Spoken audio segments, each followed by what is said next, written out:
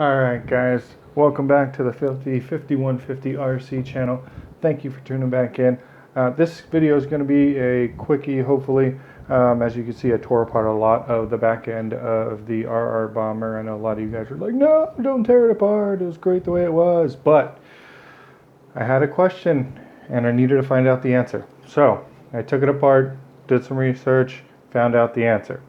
Now, I don't know if this is 100% true or if I've just stumbled across something or this is how people are doing. I don't know. This is the first time I've done it. I don't have a Yeti, so this particular part is something that came on the Yeti, and the one buddy that I have that has a Yeti does not use it, or use it in this particular manner. So, one of my subscribers, Wayne, asked me, is there another part that comes with the parts bags that comes with the RTR and the kit that move the spare tire mount from down here, which we all know drags and it gets in the way, stops you from going reverse if you're too vertical, so on and so forth, to moving it up here, getting it out of the way but still carrying your spare? Very good question, and I think I figured out the answer. Not 100%. Like I said, I'm just making this up on the fly. I came across some parts in the parts bag that I could use as that particular part in general with the parts that are already here, not having to add any more to spending on the car, all free. So Wayne, here's your answer. So you have the fuel cell that normally sits right there. You got a couple of parts,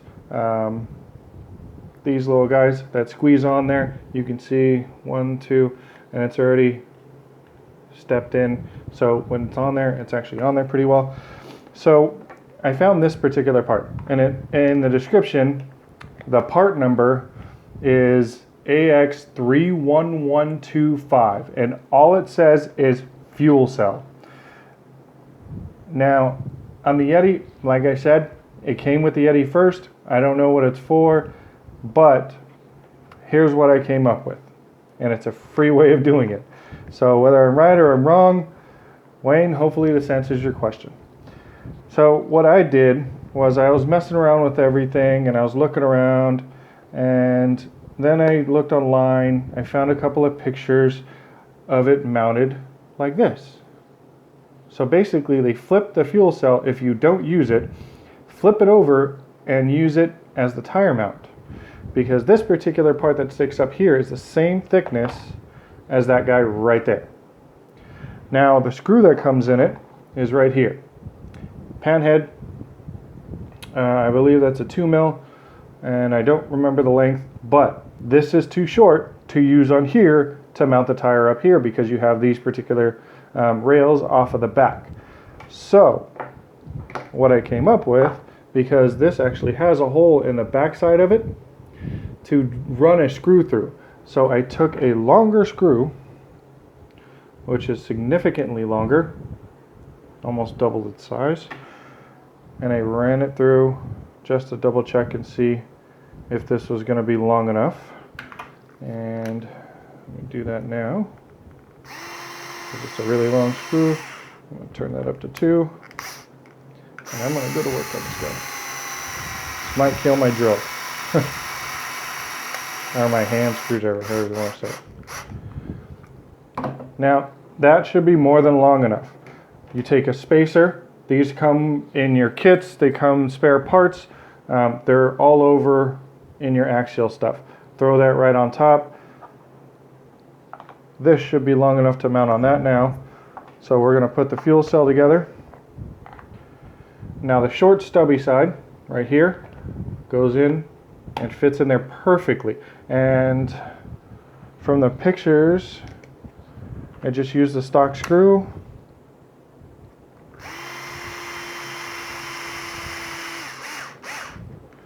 Now, like I said, this isn't 100%. I'm not 100% about this method because it doesn't sit down there perfectly. As you can see, there's a gap. But you can mount it up. It does mount, it does move the tire. So Wayne, this is kind of an answer to your question. We're going to throw this guy in here. One side in, get my big paws out of the way. so you guys can see what I'm kind of doing. See what I'm doing. Basically, I'm just pulling it apart to mount everything in. Now, you can take a, say a larger drill and step that in so that screw will sit flush in there, and then this will stay down. Now, I don't know in particular how to hold this particular part on, because there's nothing here on the sides that it grabs onto, screws into, none of the above. So all I did was put all that together, put the back end on after I took that mount off, just like that. Took that spacer, ran that spacer on there, and it's still a little tall, but if you flip it, you have just enough in there. Put your wing nut on. That came with the original tire mount.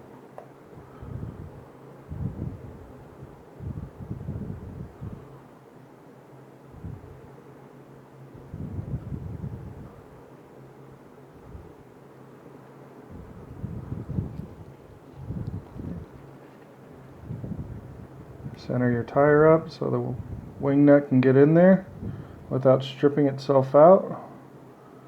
Now remember, it's just plastic, so you keep turning it without it trying to mount. Guess what it's going to do? It's going to break. Just throw the long screws in. The long screws are all for the fuel cell, so don't put those anywhere else because they're going to be too long for anything else.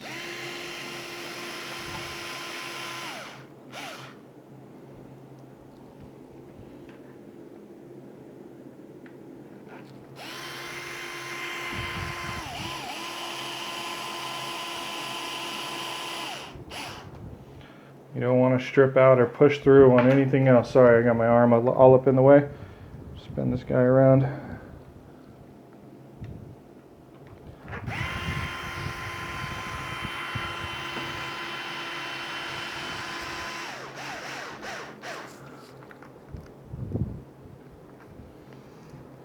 And I will say, I didn't think about doing this until Wayne had mentioned or asked the question on my channel about this particular mod. Now, I've seen different mods. I don't know if they're the same. I don't know if they're different. I don't know if they even make an aftermarket. I did not go and look because the question was directed towards the parts in the parts bag that come with the car. So that's what I went off of. And as you can see, Wayne, tire is moved. Everything is bolted up now. Sorry it took me so long to get back to you. It's 100%. It's a little bobbly, I'll be honest. It's not 100%, but like I said, if you were to find a way to actually mount it to the actual chassis, I don't think it'll be that bad. But I think for what it is and what it's going to do, it's just hold a tire. I think it'll do just fine. Quick, easy mod. Let me know what you guys think. Wayne, thank you for subscribing and asking the questions, letting everybody else out there on YouTube know, and hopefully you guys can check out the video. Short, quick, simple. And we'll see you on the next one. Thanks again. Thumbs up, subscribe, and we'll see you.